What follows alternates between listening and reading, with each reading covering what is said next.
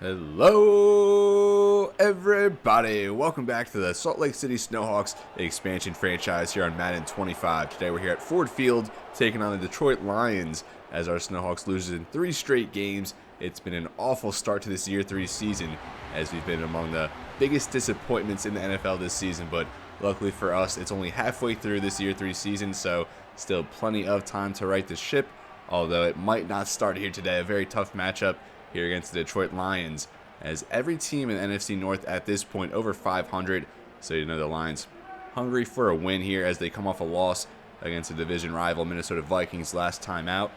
As we're now at the opening kickoff, and we are now underway here in week 10 of this Year 3 season. Our Salt Lake City Snowhawks at 2-6, the Detroit Lions at 5-3.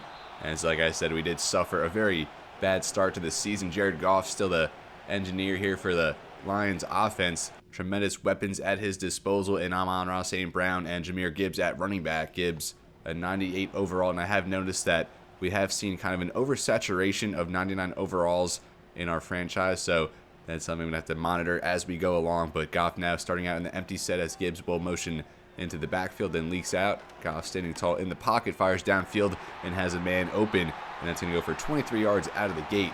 Goff showing good composure there, hooks up with Webster, one of the young players that the Lions have drafted within the first 2 years of this franchise. Now they stack the line. Goff directly under center. Frank Ragnow at center, set to hit the free agent market. Definitely going to be one of our targets as we look to continue building our offensive line. Goff that time dumps it out, and that's going to go for no gain.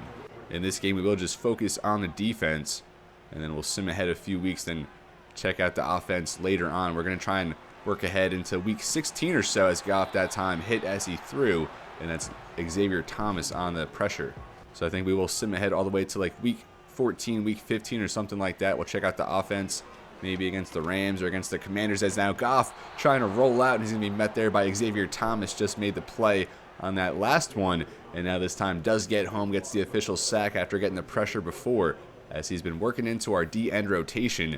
Andrew Van Ginkel were putting up on the line a little bit as well, as he got home. A good pull move there at right tackle, and Goff swarmed by both of them as both edges got home, and we forced the punt here on the opening drive of the game, as we'll take over at the 9-yard line. Jack Fox, a very good punt there, as we start -3 there for Alvin Kamara. 2nd and 13, we get 4 yards for Trey Benson. Now a 3rd and 9 at the 9, and we get a 3-yard scramble by Lucas McDonald, so we go 3 and out. The Lions winning the field position battle at this point. Matt arrives it down there to the 46-yard line after a 10-yard return by Terrence Webster, and the Lions just like that into Snowhawks territory, taken over at the 46. Goff a fake for Gibbs, and he'll fire downfield, and that's going to be knocked down by rookie Nathan Scruggs, working there against Webster. Scruggs has had a very active rookie year, and he's held his own. Looks to be a long-term starter for us, although we would like to add an upgrade, as Jahmyr Gibbs does get the give, and he'll be taken down by Kendall Fuller. 3rd and 7 now at the 43. Goff takes the snap, sits there at the logo, fires over the middle of the field. Again, that's Webster, already his 3rd target, his 2nd catch, as he's over 40 yards already. That extends the drive now to the 25. 1st down for the Lions.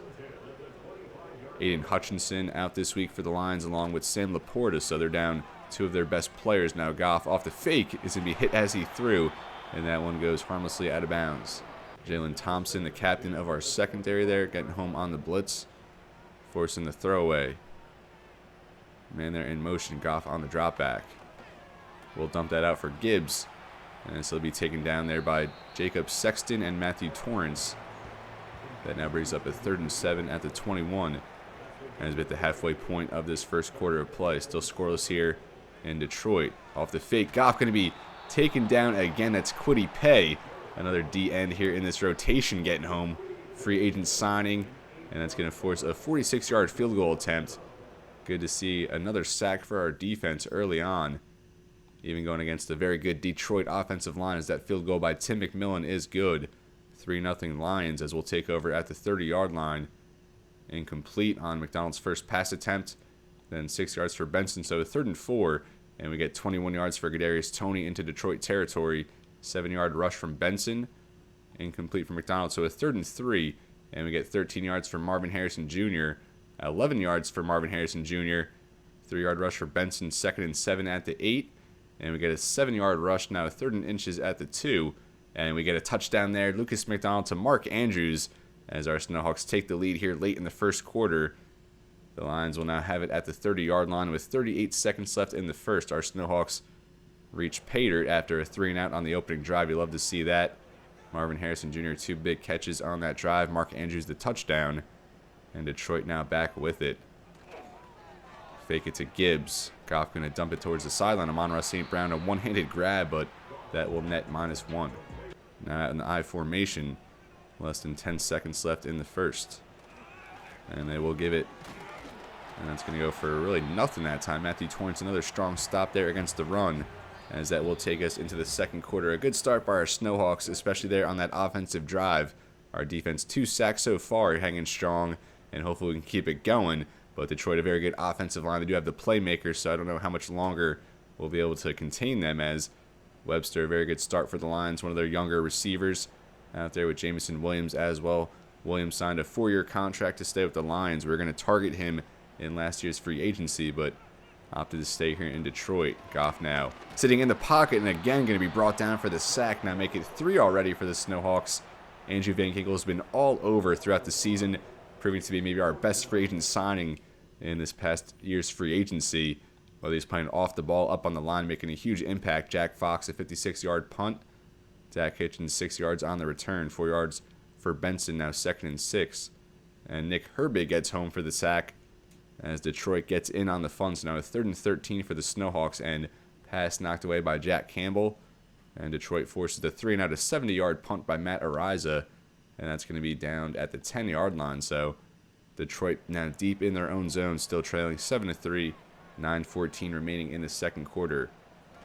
Goff will give for Gibbs, and he'll be taken down after 7.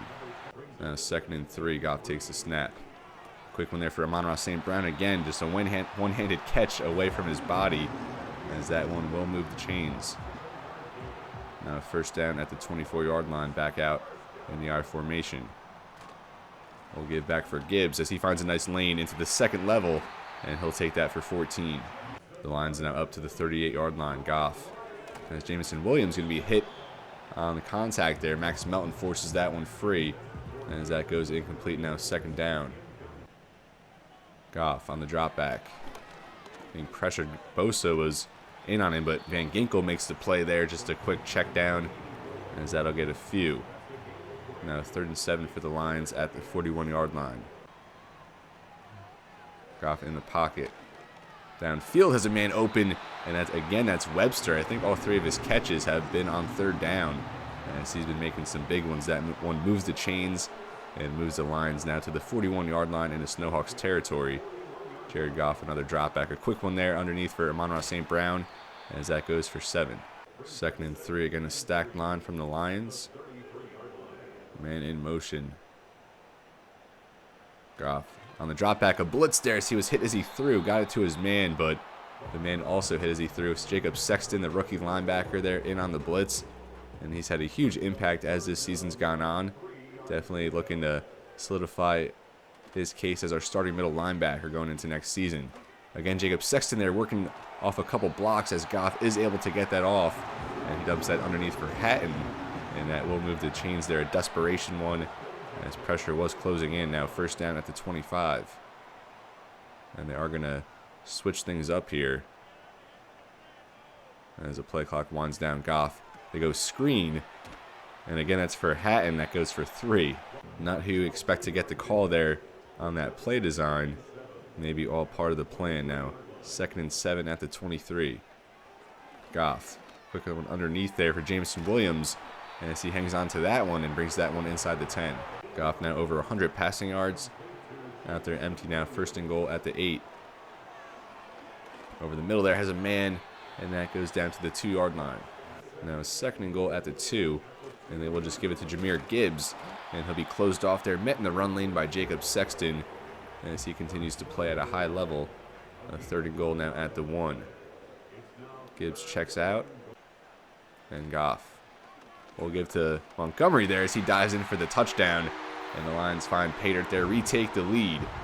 And now the Salt Lake City Snowhawks are going to be forced to answer again. Hopefully we can just drain the clock, get some points, and take a tie or the lead into the half. You don't want to let Detroit get the ball back. You know, with Goff there under center, can just really pick apart our defense with a 2-minute drill. So still 2:31 for Salt Lake City. As now with extra point, a 10-7 game here from Detroit as the Lions retake the lead. 2:27 now for the Snowhawks. They take over at the 30. Incompletion. 2nd and 10. We get 4 yards for Marvin Harrison Jr. 3rd and 6. And we hit the 2-minute warning, so it skipped. We get 11 yards there for Amon-Ra. Still, all our timeouts and incompletion stops the clock. 6 yards for Mark Andrews. 3rd and 4. We get 9 yards for Marvin Harrison Jr. Now to the 40-yard line. Ali McNeil gets home for the sack. We do call 2 timeouts. Now 2nd and 14. We get a 7-yard scramble. Brings us down to the 38. Now a 3rd and 8. 37 seconds. An interception by Ennis Rakestraw Jr. And that kills all the momentum here at the end.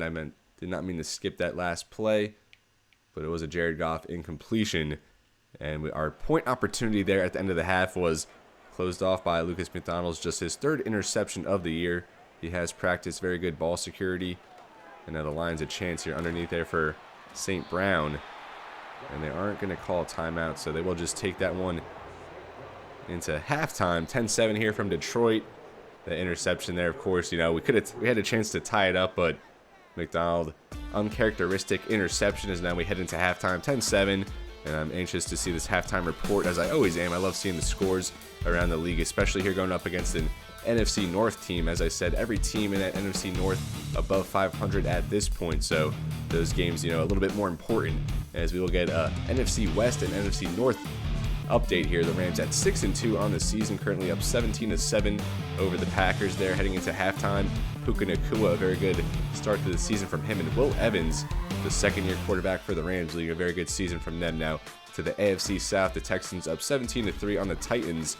Tennessee at just 1-7. Maybe Kyler Murray's last season. They drafted a quarterback, number 3 overall, but still opting to play Kyler Murray. And then to the West Coast, Seattle at San Francisco as the 49ers defeat Seattle's 24-17. The 49ers now at 7-2. The Seahawks fall to 3-6 as Byron Snow. Decent numbers in that one. The number 1 overall pick, enjoying a pretty good rookie season as he did defeat us in our last appearance against the Seahawks. But back to this one, 10-7.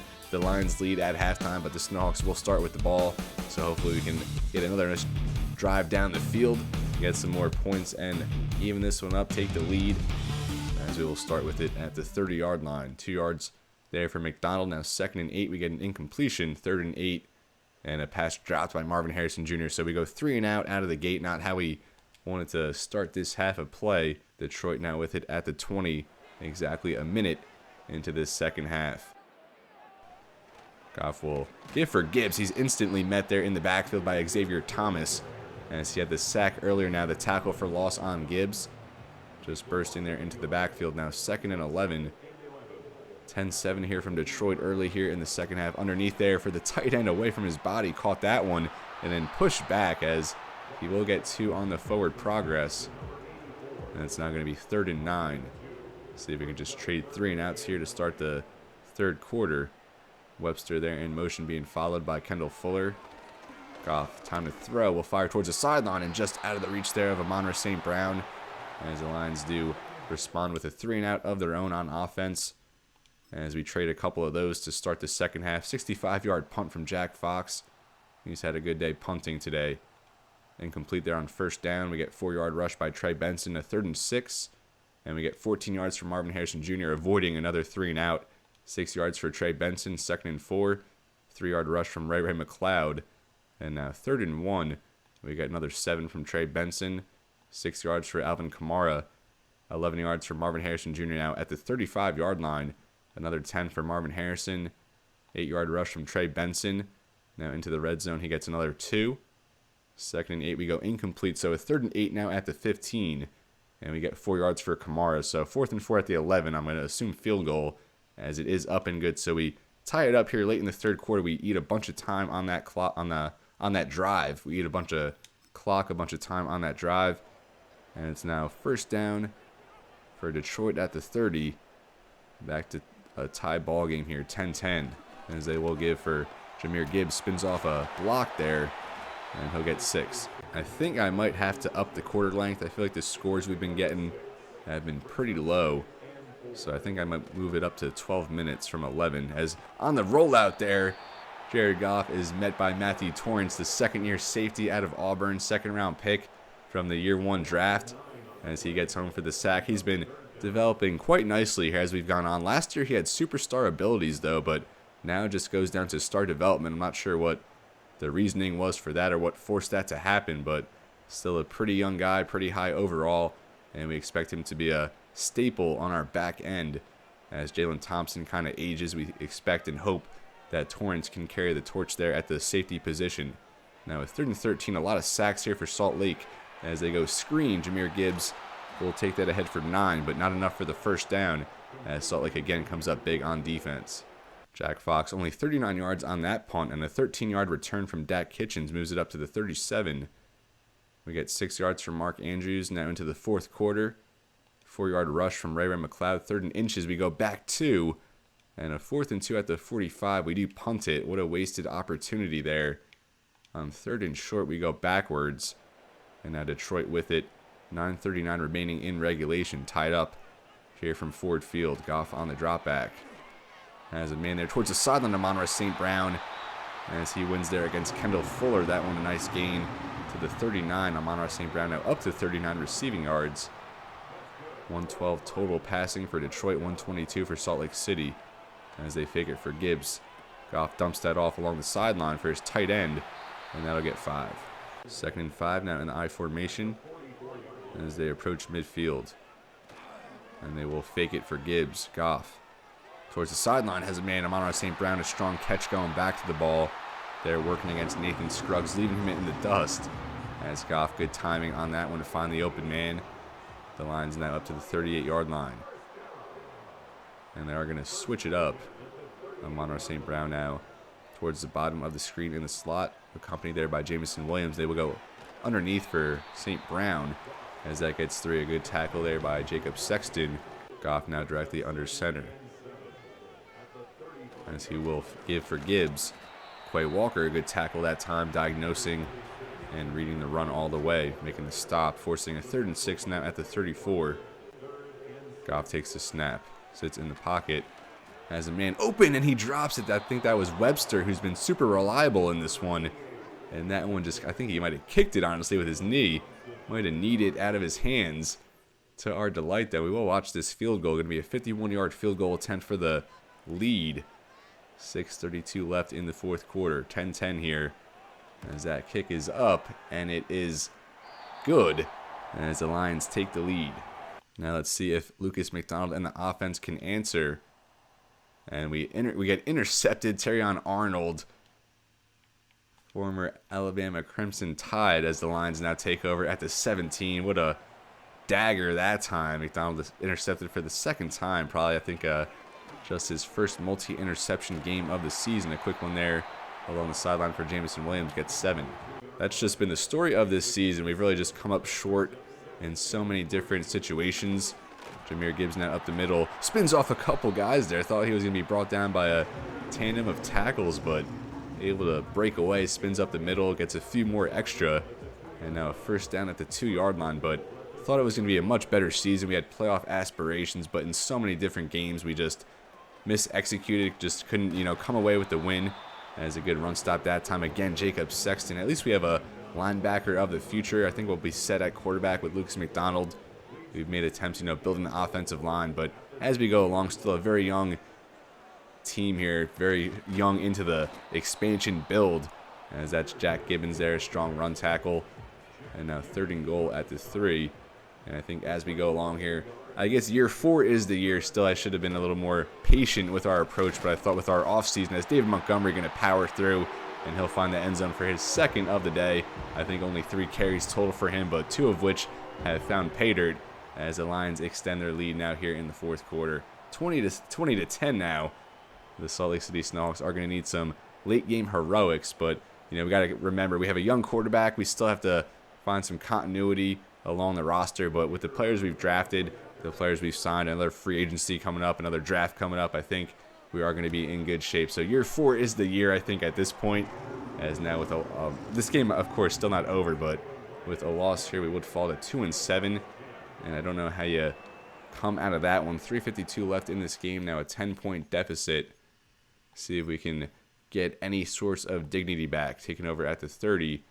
We get 0 yards there for Trey Benson. Incomplete. Now 3rd and 10. And we get a 70-yard touchdown pass for Kadarius Toney. So maybe I'm talking too soon, as it's now a 20-17 game. 2:45 left. The Lions back out there at the 30-yard line. So just like that, we're back in at Kadarius Toney, an explosive 70-yard touchdown. Let's see what we do here on defense, how we respond. Goff, a drop back, going to go towards the sideline there for, I forget the name, but the unlikely weapon in this one. I think it's Haston, something like that. So now 2nd and 1, 9 yards off that catch. As we are about to hit the 2-minute warning, they go for Jahmyr Gibbs, as he will get ahead for the 1st down. And that does take us to the 2-minute warning. So 1st down for the Lions.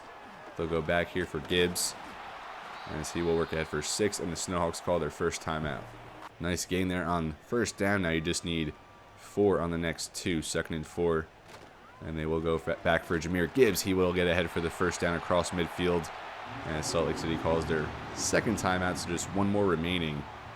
1 more 1st down for the Lions, wins the game. Out here in the I formation. Goff will give for Gibbs to the outside. He'll be wrapped up there by Sexton, as the Snowhawks burn their final timeout. 2nd and 7 now at the 42-yard line. Jamison Williams there in motion will get the give. I'm sorry, that's Amon-Ra St. Brown, as he's tackled by Quay Walker. So 3rd and 5 now, as they will burn that clock down. It all comes down to this. A 1st down for Detroit wins the game. Here at the 41-yard line, just over a minute left to play, as Goff takes the snap. He does have an open man there. That's Webster. Who else? As that's going to be the game-winning catch. Goff going to finish with over 200 passing yards. No touchdowns, no interceptions. 2 touchdowns from David Montgomery. As our Snowhawks going to fall to 2-7 now, as Jared Goff will take the snap and he will take the knee. As the Lions now 6-3, they come out of home here with a 3-point victory. All 6 of our 7, or 5 of our 7 losses have been by single digits. So as I was saying, just some miscues, some mishaps, some mis-executions have really cost us on this year 3 season. As now 4 straight losses for our Snowhawks. It looked good early on. We were 2-2. We had just beaten the Super Bowl champion Kansas City Chiefs, but since then just a downward spiral. I want to say we've gone 1-5 since then, but we will advance a few more weeks in this episode. Just at this point, I would sim the rest of the season just to get out of this year 3 season. It's been maybe our worst season to this point, which is crazy to think. We come in with the highest expectations, but it has been a very tough schedule as well.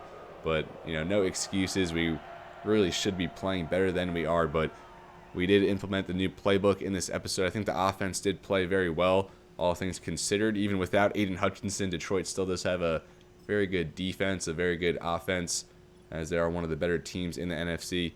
McDonald 15 for 27, 192, 2 touchdowns, 2 interceptions. Those turnovers really cost us in this game with the new playbook. Trey Benson more of a role there running the rock, 12 for 56. McDonald had 12 rushing yards receiving. Marvin Harrison Jr. 7 for 72. Mark Andrews just 3 for 14. A touchdown. Kadarius Toney 2 for 91 with that 70-yard touchdown. Isaiah Adams is sack allowed along there with Ikem Ekonwu. He has to be towards the top of the league in sacks allowed so far, so that free agent signing maybe not working out. I kept saying Jacob Sexton, but it's Jerry Sexton. Led our team with 11 tackles, as you would expect. Called his name a bunch. Kendall Fuller 9. Matthew Torrance with 8. 2 tackles for loss for Xavier Thomas along with a sack. Van Ginkel, Kwity Paye, and Matthew Torrance each had a sack as well. No interceptions. Passes defended. Max Melton and Scruggs each with 1. Joshua Carty nailed his only field goal. Matt Ariza 56.7 net punting average. Just absurd there. Dak Kitchens 2 for 19 on punt returns. We've now moved into week 11, and we now get mock draft 2, which now sees the Patriots at number 1 overall. It was formerly the Carolina Panthers. They were 0-5, and following our win against the Chiefs, we were taking on the 0-5 Panthers, and we lost, giving them their first win of the season, as they've now gone on a good run, it seems, now down to the 10th overall pick. But number 1 now is Leonard Bailey out of USC, speed rusher projected to the Patriots. Number 2, we have Tyson Wakefield going to the Saints, the number 1 overall prospect on the national board. At number 3, we have Percy Bronson going to the Titans. Defensive end out of Boise State was projected number 1 to the Panthers in the last mock draft. And then we're projected number 4 in this year's NFL draft, and it has us going Chance Rodriguez, just because that's how our board is set up right now. During this season, I don't have any order or anything on it. I just kind of add players aimlessly who I'm kind of interested in, and he just happened to be the first player I added, so that's why the game has us going with him in the mock draft. I wish it didn't do that. I wish they didn't have any consideration or any knowledge of what our board was. I wish it was just, off of whatever they said, but in this scenario, I mean, Zach Joseph, a top 5 projected player, projected here at number 5 to the Chargers out of Michigan. Maybe he's someone we target. Maybe Markel Pierman, the top receiver in this class, projected at number 7 to the Colts. Number 6, they have Braxton Thomas, offensive tackle out of Stanford, going to the Giants.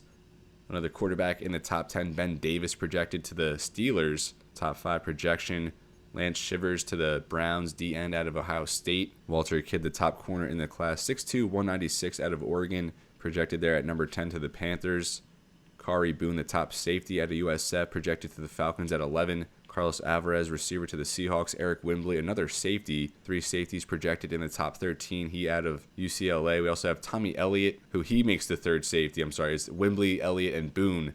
3 safeties in the top 15. Joe Adams, still the top center, projected in the first half of the first round at 14 to the Commanders. Jason Kirkpatrick, another blue chip tackle, 16 here to the Jags out of Oklahoma State. The Chiefs projected Santiago Diaz, as they're all the way up the board here at 17. Quincy Valentine to the Packers. Another quarterback here in the first round. The Cowboys projected with Cliff Bost, so maybe it's time for them to move on from the Dak Prescott era, as he is projected top 5 based on talent, but falls here to 19. The Raiders go with a safety, as well as the Bengals.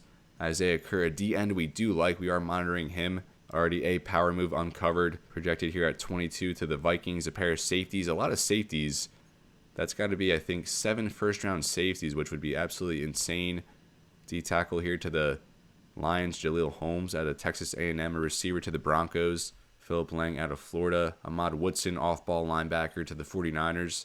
I think he's the top off-ball linebacker in the draft. Jeffrey Lynch to the Rams, as they're currently leading the division. So I think the Rams are kind of having this season I expected our Snowhawks to have. The Bucs going with Melo Gillespie out of UCLA. Michael Aiken, receiver to the Bills. And then we also own the Eagles' first-round pick. And maybe at this spot we'd go with Mike Cheeks just to give us a more dynamic running back, as he is the projected pick there to the Ravens, who are currently the projected Super Bowl winners. So we are going to sim ahead a few more weeks here. Then we'll check out the offense in a game, I think, against the Commanders.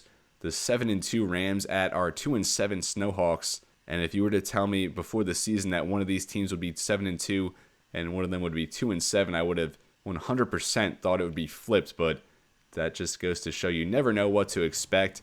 As when I sim over to week 12 and we fall there 21-16. So now a 5-game losing streak for our Snowhawks. And it's very possible that at this point we could end up with the number 1 overall pick in this year's draft. We outgained them 321-243, but again lost a turnover battle -1, as Will Evans, the second-year quarterback out of North Carolina, I think was a 3rd-round pick. 3 touchdown passes for him, as he's really solidified himself as the starting quarterback there for the Rams, as he outduels Lucas McDonald, was the 1st-round pick from that same draft that Will Evans was in. McDonald goes 206 passing, 1 touchdown, 1 interception, complete 60%. Trey Benson was 19 for 58. So we are seeing that the playbook is giving more of a workload to our number 1 back, which we do like to see. McDonald averaged 5.5. Kamara 6 for 22 off the bench. You like that. Ray McLeod 9 catches for 105. Harrison Jr. 4 for 46 and a touchdown. Tony 3 for 24. And Mark Andrews only 2 for 20. So he and Ikem Ekwonu have been very disappointing free agent signings, as Ekwonu gives up another sack in this game, along with rookie Jamie McLean there at right tackle. So at what point, do we ponder benching Ekwonu? He gives up at least 1 sack in every game. Van Ginkel had 2 sacks. Caleb Patton a sack and a half. Quay Walker a half sack. Again, no interceptions for our defense. Joshua Carter goes 3 for 3, hit from 54. He's been phenomenal this season. I think just 1 miss on the season for him. And then nothing really of note there return-wise. So a very horrid season it's really turned out to be. Certainly have not met expectations by any means. And we'll just keep moving along here. We'll just keep, dragging through this misery. Now 2-8 on the season, taking on the 4-7 Los Angeles Chargers. And as we head to LA there at SoFi. And something's got to give here at some point, as not yet here. 17-13 we now fall and make it 6 straight losses for our Snowhawks, and this is just getting embarrassing at this point. I do not know how we just keep managing to lose football games. Again, we outgain them 352 to 293 even in the turnover differential, but we're just not winning games, obviously. I mean, I know that's kind of obvious, but we're just not, doing what we need to do to win these games. I'm not quite sure what is going wrong. Lucas McDonald, 280, a touchdown, completed 64%. Benson, 12 for 45, but of course we still have a lot of spots on this roster we need to upgrade, like running back, our second receiving option, along with Marvin Harrison Jr., and it really hasn't helped that Mark Andrews, we were kind of hoping he would be the second option in the passing game, but he's averaging like 8 yards per catch or something silly like that, 5 for 35 in this game. Harrison Jr., 5 for 72. At least Rayron McLeod has been performing, 7 for 93, a touchdown for him. And blocking, Ikem Ekonwu again allowed 2 sacks, so I don't know if moving him to right tackle will solve the problem. I don't know if Jamie McLean is the best option either on the offensive line, so I definitely think we're going to shake things up a little bit. I did mess with the depth chart a little bit before the start of this episode, but I don't know if that really did us any benefits. We did have a sack from Patton and Joey Bosa, an interception from Jerry Sexton as his big rookie season continues. Also 2 pass deflections from him as well. Joshua Carty, 2 for 2.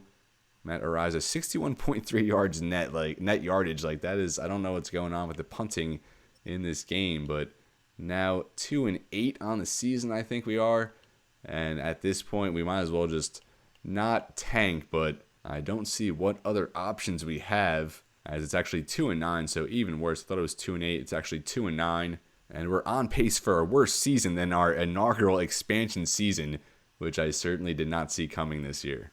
And before we get into this game against the Titans, we actually do have a few upgrades we can make, and we also have to set our scouting on some players, so we're going to take another look at the draft board. But before that, a few upgrades here. Marvin Harrison Jr., he is going to miss this game against Miami with a quad strain, so he'll be out a week, and he is going down -1 right now for morale, as are most of the players on our roster.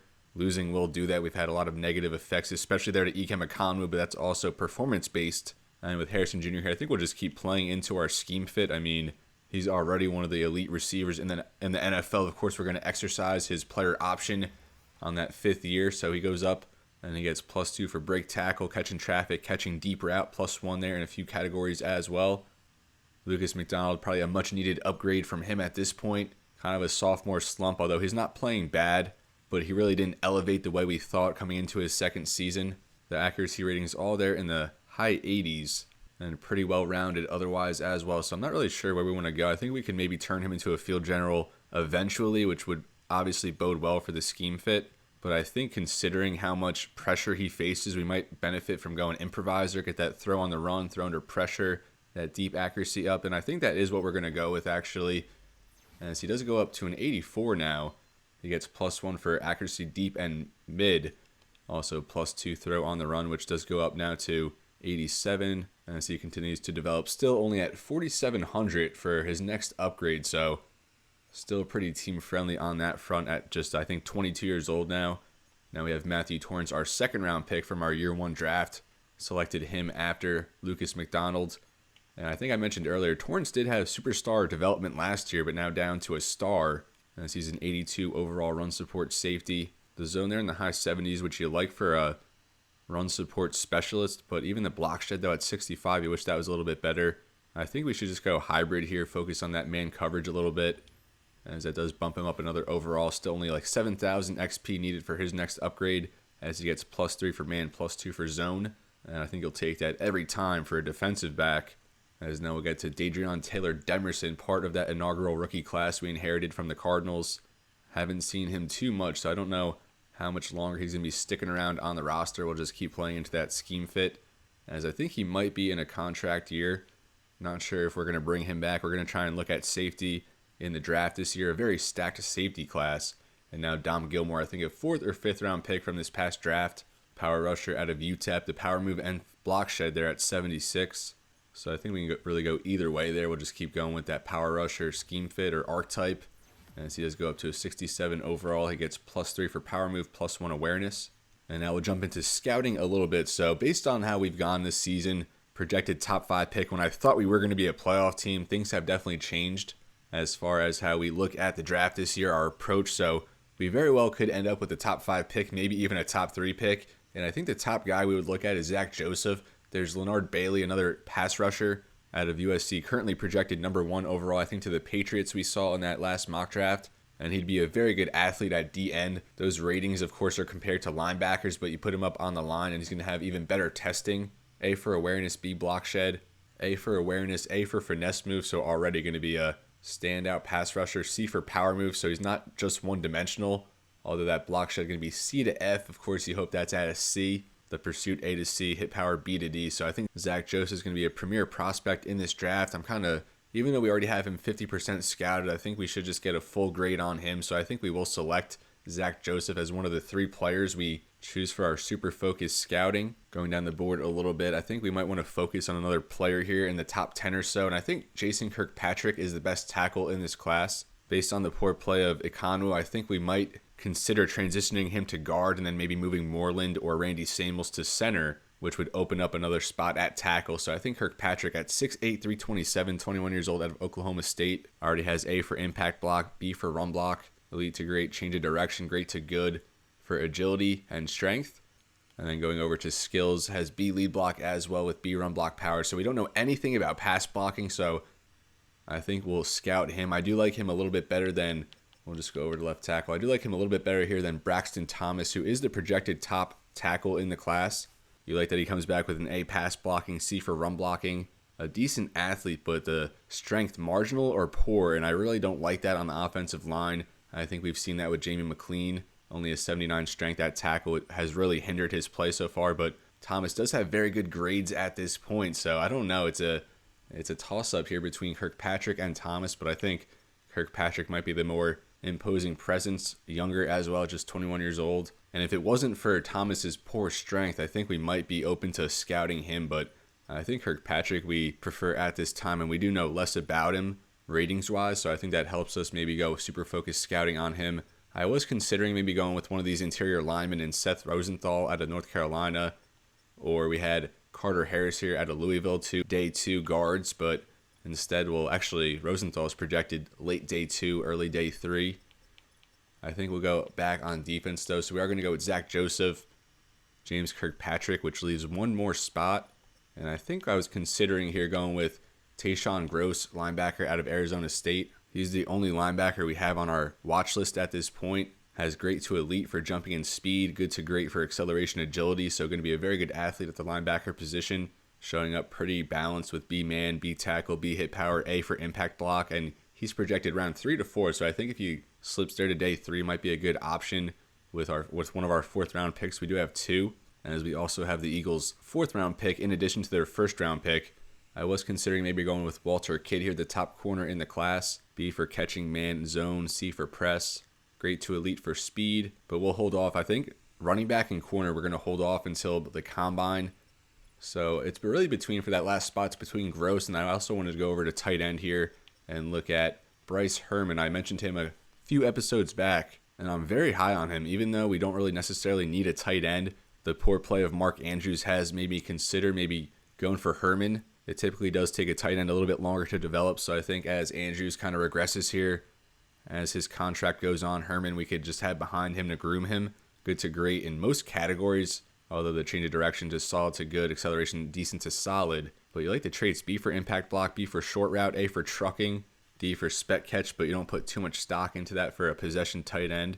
And you can already tell he can run routes a little bit, he can block a little bit, so at 6'4", 261, 21 years old, I think I am really intrigued by Bryce Herman, even though I don't know if it's the most tangible strategy to take a tight end there in the 2nd or 3rd round.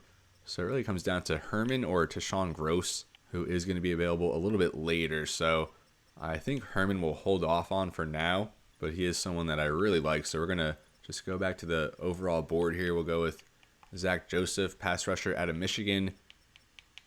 Jason Kirkpatrick, tackle out of Oklahoma State. We'll just go over to linebacker now. And I think we will scout Tayshawn Gross as a potential day 3 target early on. So he's 97th, I think. He's 97th on the overall board. What's Herman? How far are they apart?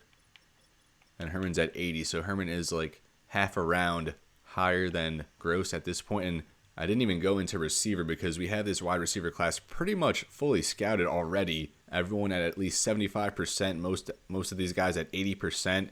And receiver, of course, a position we want to target in this year's class, but it's really not a strong class. A lot of these guys have some strengths, some weaknesses, but really no complete, like, polarizing wide receivers. A bunch of guys who seem to just kind of gel together in a lot of categories. Like, we have Markel Pierman, the top receiver at 6'3", 207, has A for spec catch, C for catching traffic, short, medium route, but an F for deep route and a D to F for release. Then we come down here to Philip Lang. He has an F for medium route, D for short route, and D for catching traffic. So he can't really catch, and he can only get open deep, and he's a pretty dynamic athlete, but none of these guys are really that well-rounded. Then we have Luke Day, 6'2", 229. Carlos Alvarez, 6'3", 233. Two physical receivers.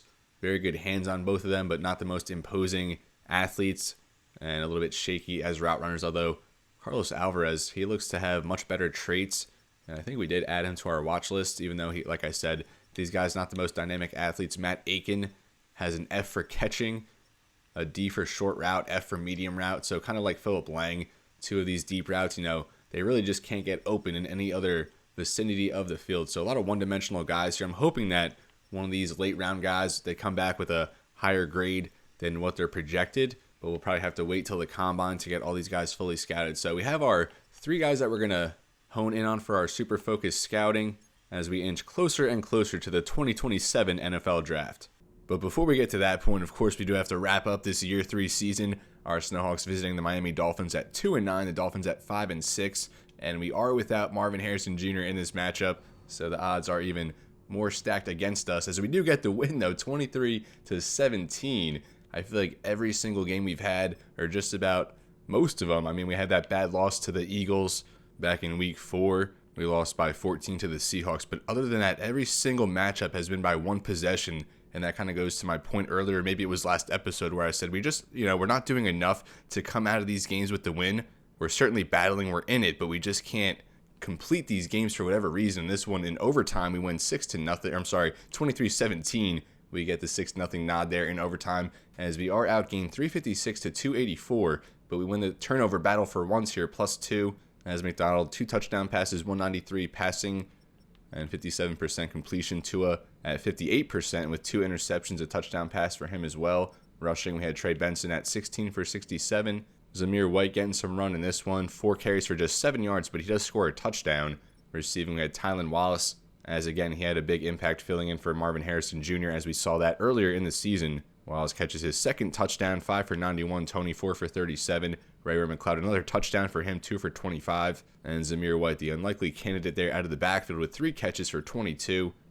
Blocking, of course, Econo had to give up the one and only, as that's the theme for this season. Quay Walker finally has a big game of his own with 11 tackles. 1 tackle for loss from Bosa, Caleb Patton, Darius Robinson, and Van Ginkel. As Patton also had a sack and a half, 1 for Bosa, a half there for Van Ginkel. Jerry Sexton, the rookie linebacker, continues to have a huge season. He may be in line for Defensive Rookie of the Year. Max Melton also gets an interception, maybe his first of the year. Kendall Fuller and Jalen Thompson each with a pass deflection. No forced fumbles. And Joshua Cardi, now I think 19 for 20 on the season. He has to be in line for an all-pro season along with Matt Ariza. So our special teams is absolutely killing the game this season, but just really not elsewhere, unfortunately. As we are now 3-9, we snap a 6-game skid. We're going to jump into this game at Washington. We've had a couple good matchups against them in this franchise so far. Our first win in franchise history was against the Commanders in overtime. So maybe we'll get some more dramatics against them, as we are going to focus on the offense in that game, and then we'll come back, simulate against the 49ers, and then set up a Week 16 game on Monday Night Football against the defending NFC champion Dallas Cowboys.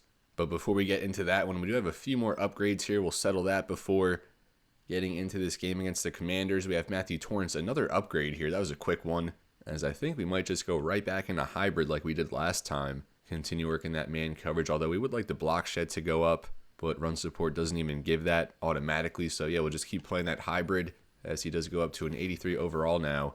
He gets +1 awareness man and zone, +2 for play rec, and then +3 for pursuit. So his skill set really coming around now, but we just wish that block shed was a little bit higher at just 65. And now Trey Benson, where we might look to move on from Trey Benson. I think we really need a more dynamic weapon out of the backfield. Benson is solid, but just, nothing over the top. It's been disappointing through his first 3 seasons so far. And I think we were playing into power back early on, but we'll just keep going with that elusive back. As he does have -2 for morale. We have been using him a lot more as of late as they're switching up the playbook. We went from Miami to the Rams playbook. It looks like we're getting decent results. Now here's Jerry Sexton, 6'3", 226 rookie, 22 years old out of Washington.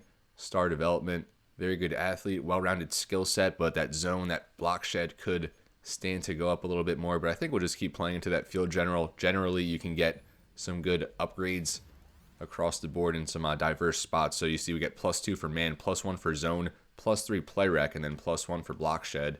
As he gets a little boost in a few different categories. Like I said, Sexton may be in line for Defensive Rookie of the Year. We are now here in Washington, D.C. Our Snowhawks going up against the Washington Commanders, who come in at 5-7, losers in 5 of their last 6. Our Snowhawks coming off a win last week as we snapped a 6-game losing streak. So both of these teams have not been playing good football, especially here in the second half of the season, as we're here from Commanders Stadium in Landover, Maryland. As I said, the Commanders at 5-7. We enter this week at 1-1 against the Commanders so far in this franchise. We lost last year's matchup, but going back to year 1, we did beat them in like week 3 or week 4 it was in that overtime matchup, as we did win the first game in this franchise, the first game in Snowhawks franchise history, as Dan Quinn, still the head coach here, Jayden Daniels, still trying to right the ship here in Washington, as they did have playoff aspirations, but kind of like us, just did not put together consistent enough play in order to reach that point. As we are now here at the opening kickoff, and we are now underway here from Washington, D.C. The Commanders on the kickoff here, as they will take that, and they are going to go all the way up to the 26-yard line. So it's going to be Jayden Daniels versus Lucas McDonald for the second time, as Daniels the upper hand last year during McDonald's rookie campaign, but McDonald here, as I said earlier, kind of in a sophomore slump. Jayden Daniels not really elevating to the level of play either, so 2 quarterbacks here not really living up to the hype this season specifically, but of course 2 very young quarterbacks with plenty of time to rewrite the script here, as Jayden Daniels -2 on the opening play, now 2nd and 12, and we get a Joey Bosa sack. So I think that might be his 6th or 7th of the season, is leading the team. So a 3rd and long for Washington, and they get 5 yards. So 4th and 12 as our defense forces a 3 and out, as our offense takes the field, taking over at the 22-yard line. We do have Isaiah Adams starting at center in place of Cade Mays, as it has been the past couple weeks. A first give here for Benson, as he works up the middle for 5. And that makes it 2nd and 5, as Brady Christensen also starting at right tackle in place of rookie Jamie McLean. McDonald there on the run, dumping it off for Benson, and that will lose 3. Benjamin St. Juste on both of those tackles, as now a quick 3rd and 8 for the Snowhawks. Trying not to go 3 and out for 3 and out here to start the fake to Benson, as McDonald trying to run, and he'll be hit as he was trying to get rid of that one, as we do exchange 3 and outs. Newton on the hit there. Matt Ariza on for the punt, as only 38 yards that time, and a 15-yard return for Bradley. So Washington already in Snowhawks territory to start. They get 10 yards for Devon Vele. Now 1st and 10, they get 2 yards for Brian Robinson Jr., 2nd and 8, incomplete. So a 3rd and 8 here at the 36-yard line. Big play, as they do get the first down for Vele.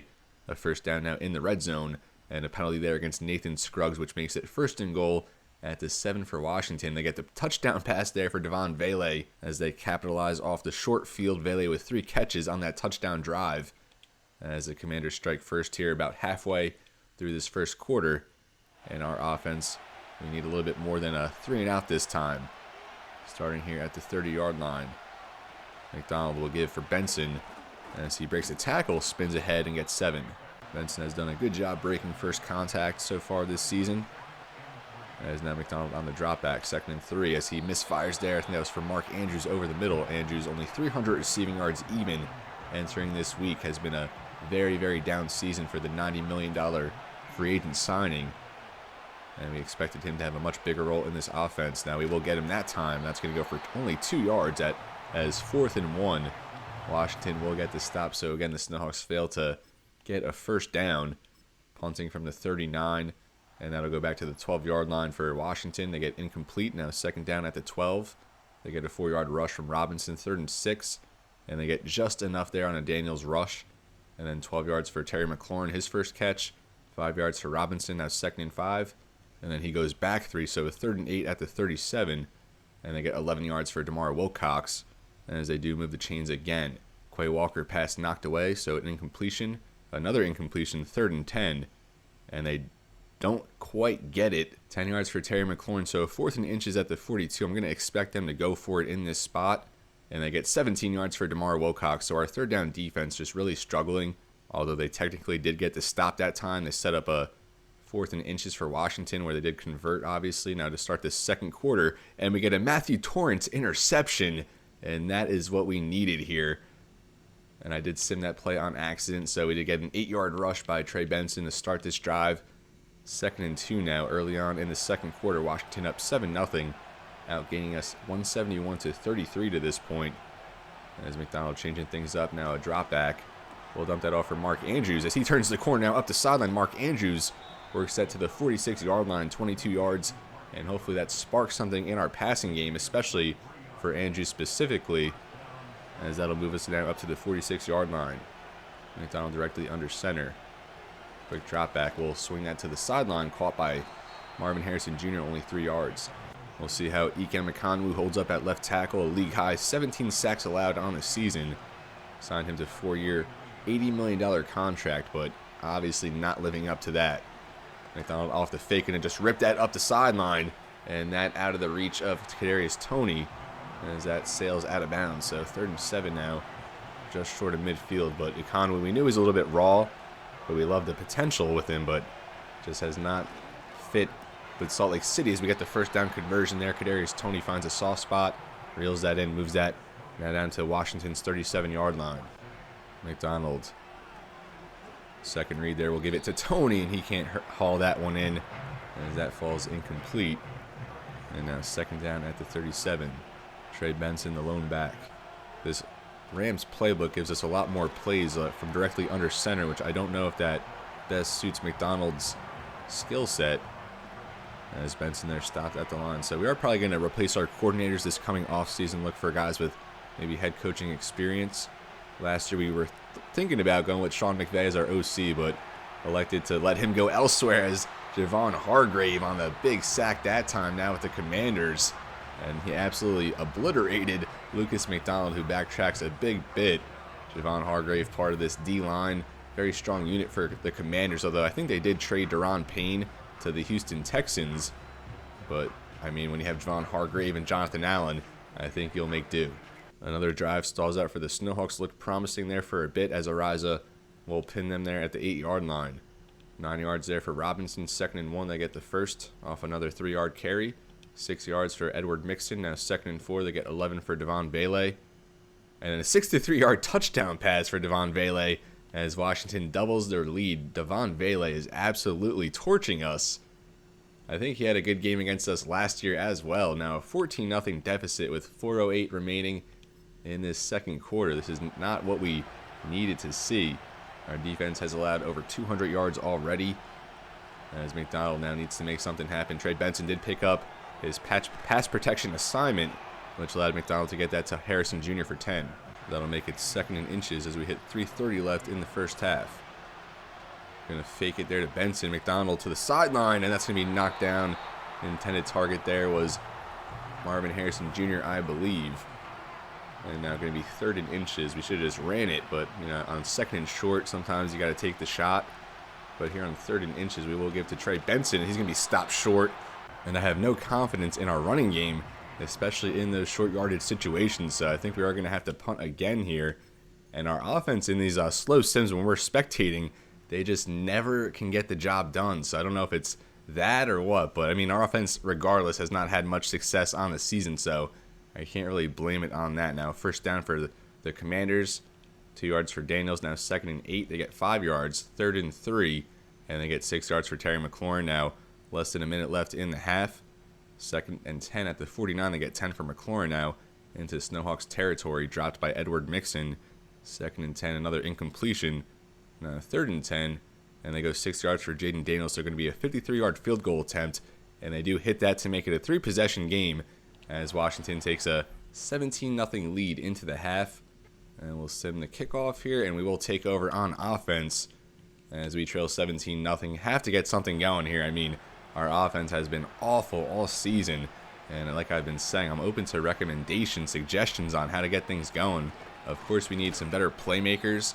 Marvin Harrison Jr. really the only top-tier playmaker, as Mark Andrews just did not live up to the hype. So I plan on addressing running back and wide receiver in free agency in the draft, and also maybe bringing in another offensive lineman or two to really complete this unit. As we find Tony there in a soft spot, he'll take that ahead for 25. As I've been hinting at, I think we might move Ikonwu to guard. I think he'd be a very good fit there. Maybe draft a tackle early on with what will probably be a top 10, maybe even a top 5 pick. Or we could sign somebody, maybe move Samuels to center, Ikonwu to guard, bring in another tackle, but we'll see what happens. But either way, we have to add at least one more blue chip lineman and playmakers at the wide receiver running back position, as the tight end there, Mark Andrews, finds a soft spot, gets 14. Good start to the half for the offense, already down to Washington's 26, the deepest we've worked down the field so far, as that one out of bounds. 2nd and 10 after the incompletion. McDonald's in the pocket, as he has Marvin Harrison Jr. hangs on through the contact, tight coverage. I think that was Mike Sandrich drill, as we had the Michigan Wolverine there in coverage against the former Ohio State Buckeye. And now 3rd and inches, we go empty, and I don't know about that one. As McDonald, we have Andrews wide open at the top of the screen, but he hits Marvin Harrison Jr. instead, who's suplexed there to the ground. Pile drive there. Good tackle by, I think that was Steve Goodwell, the 2nd-year edge setter out of Oklahoma, 2nd-round pick. Now 1st down, as we have Andrews there, makes the possession catch, and that's going to go for 6. As we now move it down to the 4-yard line, 2nd and goal. As McDonald has operated a nice opening drive here to the second half. And on another drop back over the middle has Mark Andrews for the touchdown. And we've been knocking Mark Andrews all episode, but finally kind of getting something going. A huge spark we needed here in the start of the second half, as McDonald very good poise, good confidence leading this drive. Only one run on the drive, I think, so pretty much all passes. And maybe that's what we have to focus on here in Washington. Now let's see if our defense can respond, as it will take a full team effort here to rewrite this 3-possession deficit we once faced. Incompletion there from Daniels, now 2nd down. 10-yard penalty against the offense, exactly what we need. 2nd and 20. They get 10 yards for Wilcox, now 3rd and 10. And they get another 10 for McLaurin, so 4th and inches at their own 40-yard line. We'll see how they play it, and they do punt it. And that's going to go all the way back to the 6-yard line. We've seen, I think, already 2 or 3 safeties in this franchise. Whenever we're pinned back like this, always at risk. And it's always more prone here in the slow sims, as we're spectating as Benson to the outside. Now he works that towards the 29-yard line, a 23-yard scamper there for Trey Benson. Lightning in a bottle. He's been bottled up throughout his entire career, it seems like, this season especially. As he breaks that one for a nice gain, we'll give it right back to him as he finds a nice lane, cuts up, and he'll get 5. I think one of the struggles from our offense, though, through the first 2 seasons was really, no consistency at running back, no stability when it comes to volume. We kind of just mixed a bunch of guys in, but next season, hopefully we can find someone a little more dynamic. As I'm not sure, I think that was Tylan Wallace on the catch. As Lucas McDonald in rhythm here in the second half. 1st down up to the 46-yard line. Love to see it when things are going well, but it just hasn't been all that often, especially this season, as we do find Tony that time, and he'll work that for 7. McDonald now out there empty, 2nd and 3 into Washington territory. And he takes the snap. This time just going to step up and run for it. Moves away from a couple guys, takes a couple big hits, but bounces off them. As we haven't really seen him run it at all, but definitely know he can do that with the 93 speed. I think he's faster than all the running backs we have. 1st down now up to the 41. And so he'll go for Kamara, his first carry, he gets 1. Salt Lake City now out there in the I formation. Less than 2 minutes left in this 3rd quarter, as Benson will get it again, only 2 that time. That'll bring up 3rd and 7 here. Just really can't take a sack or in Joshua Carty's field goal range at this point. McDonald plenty of time to throw. Has Andrews there, as that's batted up super high. Playing volleyball, as that does fall incomplete. Luckily, no one was there to catch it off the ricochet, as Brady Christensen, Mark Andrews kind of getting into it. So Joshua Carty, a 55-yard field goal to make it a 1-possession game. And that is good, as his impressive season continues. What a free agent signing he's turned out to be. Who says kickers don't matter? As now 17-10, 109 remaining in the 3rd quarter. 6-yard scramble there from Daniels, 2nd and 4. They get -3 from Edward Mixon. So 3rd and 6, we'll see if our defense can get the job done, as it does change quarters here. Now into the 4th quarter, they did get a first down and 8 yards for Brian Robinson Jr., 2nd and 2. And they get 22 for Terry McLaurin. Now at Salt Lake City's 24-yard line. Incompletion, now 2nd down. They get 3 yards from Daniels, 3rd and 7 at the 21. And they get a first down there, 14 yards for Terry McLaurin, as it's now 1st and goal for Washington. And they get a 7-yard rush there from Brian Robinson Jr., so they extend the lead here early in the 4th quarter. Now 14 points with only 8:17 remaining might be too big of a deficit to rewrite, but you got to love the effort from the offense in the second half. It's been very clean, and the defense has played a decent game overall. We'll swing that out for Marvin Harrison Jr. as he does work ahead for 6. And now 2nd and 4 at the 31. McDonald, in the pocket, does dump that off for Andrews, as he does work that to the 40. 6th catch of the day for Andrews, very active this week.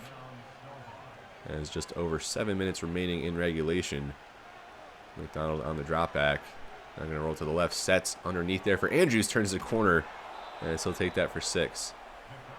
2nd and 4 now for Salt Lake City. McDonald, quick one there for Andrews, another catch for him, very active as he continues to impress, gets 14. Snowhawks now at the 39. Mixing a run here for Benson, and he'll work that for 2. 2nd and 8 at the 37.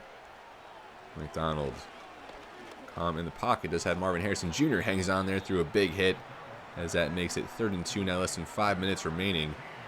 Salt Lake City at the 31. McDonald directly under center, as he'll fake it for Benson rolling out, and we'll dump that underneath for Tony, and that's going to be enough to get the first down. Time is kind of slipping away from you now, just over 4 minutes remaining. Salt Lake City at the 27, down 14. Underneath there for Andrews, he breaks the first tackle and works ahead into the red zone. 2nd and 3 now at the 20. And they got to be a little bit more aggressive here with the time, as they do hurry back. Amon-Ra in the backfield. Ray McLeod there in motion as McDonald takes the snap. 2nd read, we'll get that for Tip Ryman, as he'll work that to the 12. And now 1st and 10. McDonald sitting in the pocket to step up and run this time. As he has the end zone in his sights, he'll dive in for the touchdown. So Salt Lake City continues to battle, making it a 24-17 game now with just over 3 minutes remaining. The offense has been somewhat flawless in this second half. You know, we get a field goal, could have been a touchdown drive, but either way, we're still trailing, even if that's the case. But you got to love to see how we've responded. And we're going to go for 2 here. I don't know about this one.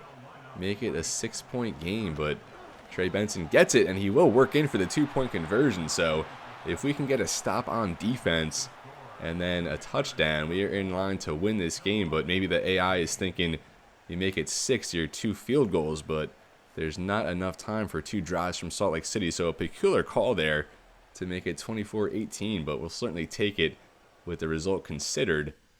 And now it's all on the defense to hang strong here. Washington at the 30.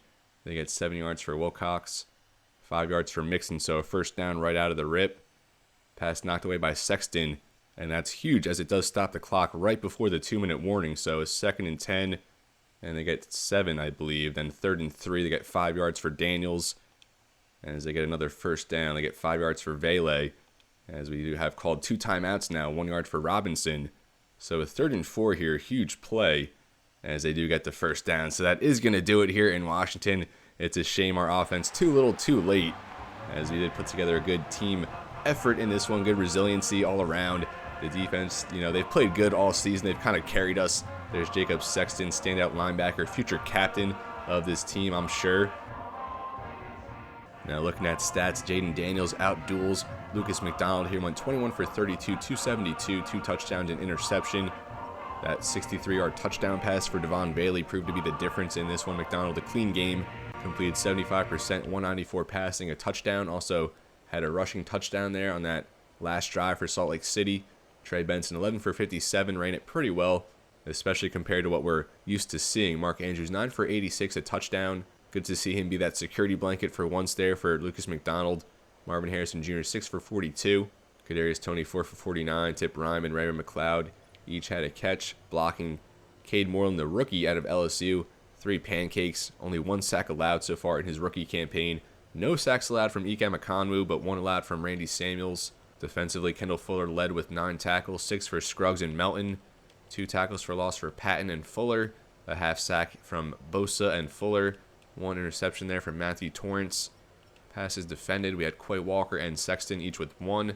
Joshua Carty 1 for 1 on field goals, hit from 55. Matt Ariza not the best day punting. Dak Kitchens 1 return for 26, and then 1 for 12 as a punt returner. And we do have a few upgrades now. Ike Amon-Ra most notably, as we've been very hard on him, but deservedly so throughout this season so far. His debut season with the Snowhawks, signed a 4-year, $80 million contract, and I think we are going to move him to the interior for next season. He is in the top 12% of left tackles, but that morale at 28, I think that's the lowest I've seen on a player so far. With the 75 speed, 93 strength, I think he'll be a very good fit at guard. That pass block finesse and pass blocking in general really needs to go up, so I think we will just go into pass protector and just go all in, and as that's obviously proved to be a liability, as he's among the league leaders in sacks allowed. We get +1 for pass block, +2 for pass block finesse. As the latter, they're still in the the high 60s. I want to pull that up a little bit more still. Dak Kitchens, a hero from last season. That last game, I think it was, had an interception, a tackle for loss, a sack, was just all over, made an impact as a return man, as we haven't really seen him over the course of this season, but does make an impact as a special teamer, a reserve corner for us, who we really like. Drafted him in the 4th round, I believe, back in year 1, corner out of Oklahoma. So the zone at 66, obviously a concern there, so I think we'll just go into zone, get that up a little bit before stocking it all into man. So we get +2 there for zone, which brings him up to now a 68. And now we got Jordan Walker, an undrafted free agent who caught on last season. 6 foot 234 out of Southern Miss, a run stopper, 83 speed, 69 block shed, only 58 zone coverage. But I think we'll just keep going into that run stopper archetype. Hopefully we're lucky enough to get some coverage boost as well, but don't think we can count on that, as we do get +3 awareness, +2 for block shed and play rec. So after that loss to the Commanders, our Snowhawks now at 3-10, and it does not get any easier from here on out, as we face the 49ers, and we've gone a combined 1-4 against them so far in this series. Back in year 1, they were our only division win, even though they were the 1st or 2nd seed that season. And then we have Dallas. They're currently 6-7, but of course the reigning Super Bowl champions. And then we have Denver, who's also 9-4. And then we'll wrap up with the Rams, who are currently 9-4 as well, in line for a wild card spot, unless they can surpass the 49ers here in the final weeks. So we will go ahead and sim that. I'm totally prepared to fall to 3-11, but a win would certainly be good for the mojo and good for looking ahead to next season. But we fall there 31-13, so one of the bigger losses we've suffered on this season. As we now fall to 3-11, just 3 games left. We're going to have a full game next episode against Dallas there on Monday Night Football. And then we'll finish in the last episode of this season with a road game against Denver, a road game against the Rams, as we'll split our offense and defense in that episode. So next episode, Monday Night Football against the Cowboys. The ensuing episode, we'll have an offense-defense with the Broncos-Rams on display. But before we get to that, we'll look at this San Francisco box score, as we didn't score a touchdown until the final quarter. Yardage was pretty even, 296 to 286, but we fell in the turnover battle -2. Brock Purdy did what he needed to do in this game, 79%, 2 touchdown passes. McDonald, 2 interceptions, 223 passing, only 52% completion. One of the worst games he's had so far this season. Was our leading rusher as well. Benson, 7 for 25. McLeod, another 100-yard effort this season. Marvin Harrison Jr. just 1 for 4. Mark Andrews, 3 for 22. So Tony and McLeod are big weapons in this game. Tony 5 for 92, a touchdown. Blocking, we had Adams and Moreland give up sacks. Moreland just his 2nd sack allowed during his rookie season. Thompson led with 9 tackles. Torrance and Sexton had 8. Sexton also had a sack and a pass deflection. Robinson and Derek Forrest tackles for loss. Sexton had a sack along with Robinson and Kwity Paye. No interceptions. Pass deflections, Sexton and Quay Walker with 1. And Joshua Carty missed another field goal. Only the 2nd miss of the season, although it was blocked. He did hit from 54, so he continues to just be a phenomenal kicker for us. Matt Ariza had a good day punting, as that does it here against the 49ers. So we're 3-11, and obviously that's not even close to what we expected on the season, but sometimes you just have to be prepared, for the expectations not to be met. So we got to take a big lesson from this season, kind of temper our expectations moving forward. And I think at this point, at least we know what we need to do. We know the weaknesses of this team. We have a lot of pieces in place, but there are some pieces to the puzzle still missing, as we've discovered over this year 3 season. But this is where I'm going to leave you folks. Thank you so much for watching. I wish, we had a better year 3 season for us. I hyped it up a lot because I genuinely thought we were in line for much better results this year. As Kadarius Toney actually our leading receiver right now over Marvin Harrison Jr., but we're going to come back strong in year 4. If we still have a job at that point, that is. 16 sacks allowed by Ike Emekonwu. Just need to be better in all phases. But just to reiterate, next episode we'll have Monday Night Football against the Cowboys, then one more episode after that. And then we'll wrap up this year 3 season, move into the offseason, which everyone knows is my favorite part of this game, even though the moves we made last offseason haven't really panned out for the best, although Bosa and Ginkle have paid off really well, and Andrews has had some moments along here with Kendall Fuller. But as always, everybody, it's been real, and be well. Thank you so much for watching. I'll see you next time.